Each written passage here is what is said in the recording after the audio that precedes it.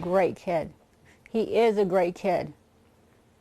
If you hung out with him for one day, you would see what kind of person he was. The family of Christopher Cornell is still in shock over his terrorism arrest.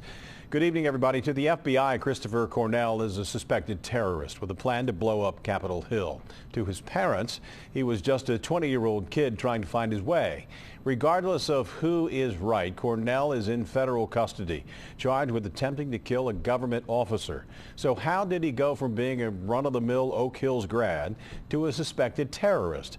Local 12's Joe Webb is in the newsroom with what he found today. Joe. Well, Rob, we talked to his parents and visited the mosque he frequented and the high school he attended to try and answer that question. You know, Christopher Cornell did disrupt a Green Township event in 2013 with an anti-American sign claiming that 9/11 was an inside job. Other than that, no one really has a clear idea of how we got to this point. By now, you've probably seen the picture of Christopher Lee Cornell being arrested outside the point-blank gun store. He had just bought 2 semi-automatic rifles and ammunition as part of an alleged plot to attack Capitol Hill. This is his dad.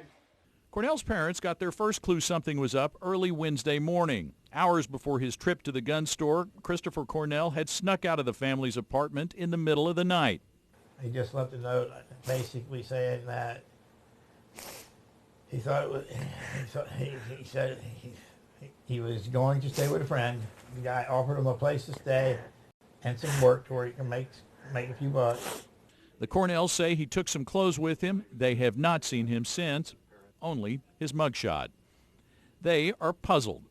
Christopher Cornell grew up playing baseball and soccer for Resurrection Parish's teams. He wrestled at Oak Hills and graduated in 2012. A school spokesperson says the staff here is shocked by his arrest. The Cornell family says the FBI told them he frequented the South Fairmount Mosque with another man who they suspect is the FBI informant.